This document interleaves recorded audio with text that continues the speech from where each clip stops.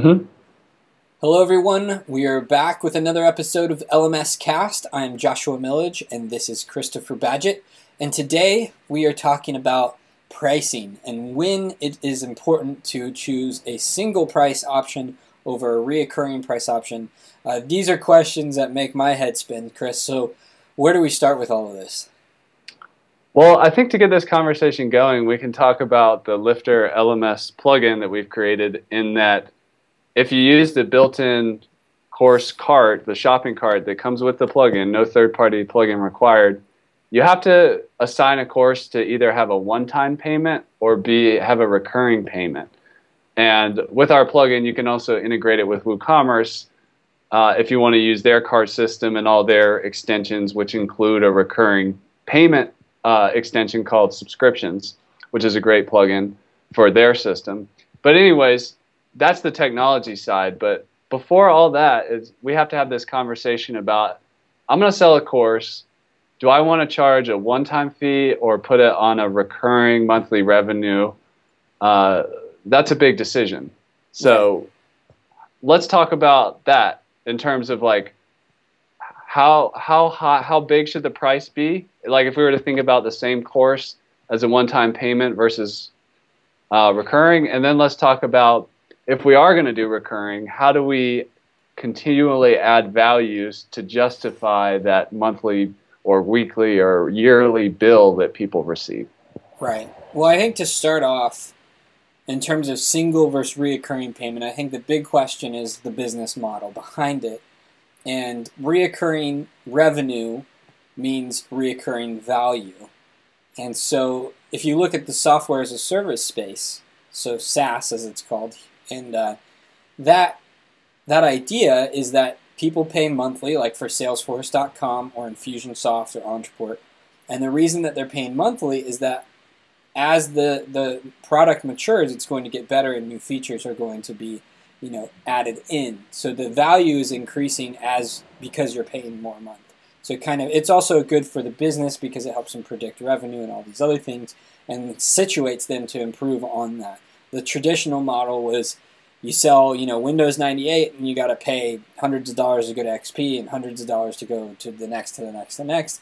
And that doesn't always work. You're waiting a year to get a bunch of upgrades all at once, where it's much easier to just go, every couple weeks get another few features and things. So that's like the software side of it. I think when you apply that methodology to courses, how are you going to be engaging your customer base? Are you going to have a system set up so that you can maybe do something like weekly Google Hangouts or foster community behind the product? That's, I think, justifies a reoccurring fee, or maybe just continually adding content. Some of the people that we work with in the legal realm, the reason that they have reoccurring revenue is that laws are always changing. So they guarantee that they're always going to be up on the new, latest, greatest, law for IRAs or something like that.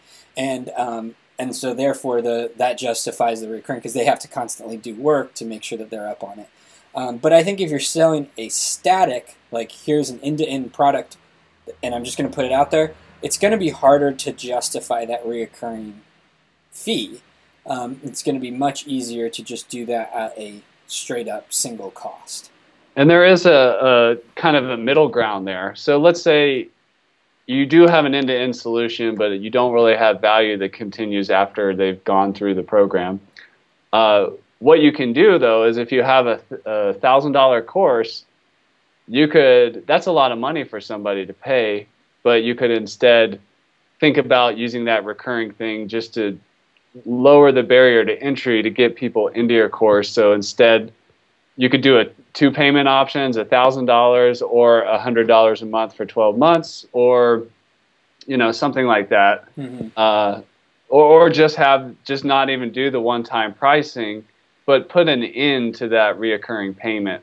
Right. So that the value comes through this period, and then you're done. You don't owe any more money. Right. Yeah, that's good. So when it comes to pricing, Chris, like $100 course versus $1,000 course, $2,000, like how do you think about those different levels of pricing in a single format as well as a reoccurring model?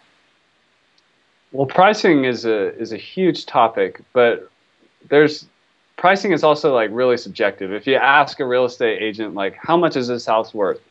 You know, some will say this house is worth what people are willing to buy on it. So they're dodging the question because a lot of value is perceived. It's in the head of the Consumer, prospect. yeah.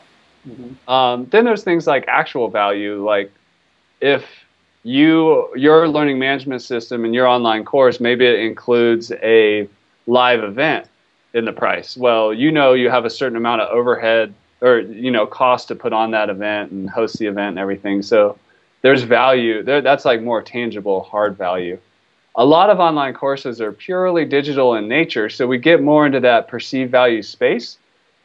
But at the same time, if you know you're a really talented expert in marketing and sales, if you were to put on a course about, you know, how to market your learning management system or just market your business, that comes from your entire life of experience and your education and everything, which is valuable. So one way to think about it is, what would it cost for me to have a one-on-one with you to teach me all that stuff, and maybe reduce the price a little bit because it's in an online format. But that's another way to kind of arrive at like what that pricing is worth. And obviously, if you ever have any one-on-one interaction, either in a Google Hangout, in person, or whatever, that should substantiates a higher value.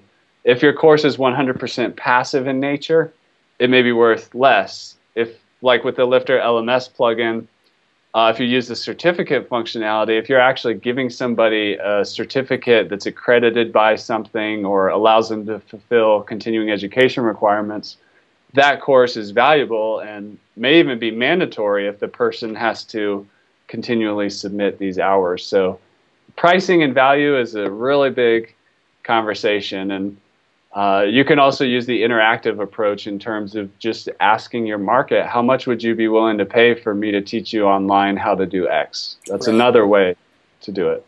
Right. And the thing I would want to add is that I think that most people, north of 90% of people are going to default on undervaluing themselves. My dad, for better or for worse, always said, triple what you think you're worth, and you'll probably be close to what the market's willing to pay. And a lot of that just comes from self-image. Oh, it couldn't be worth that much money. Oh, and there's this resistance for asking for more money. So I want to say that, not that we need to be like profiteers or, you know, price mongers and just charging a lot of money. We do want to find that happy medium of what's the value and what it's worth. But I think naturally, because people are naturally resistant to sales, they often undervalue themselves. And so one of the things too, there's an old saying that says, where money goes, focus flows, and that's definitely true. And so the higher the price of the course, you're going to get, you probably get less students, but much more engaged students too.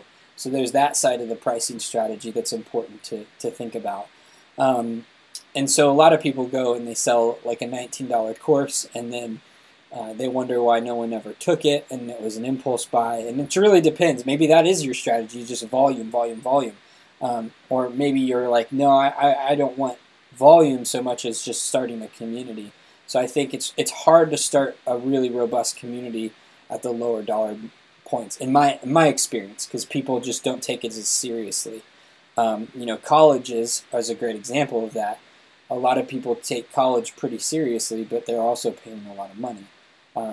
So that's one thing to remember. But I would say that when people are thinking about their prices, lean into the idea of having a premium price model, or at least having premium price options, because I think you'll be surprised to see who shows up in those different levels.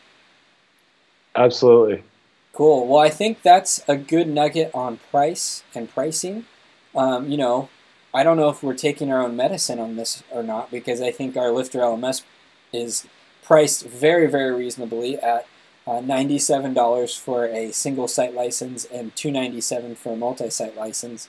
But that probably won't hold forever. I mean, that's for this first group of people that get in on October 1st, or excuse me, October 30th. And then we're going to shut the doors shortly after that and open it back up January 1st. And I don't know what we're going to charge then. Really, we're going to reevaluate what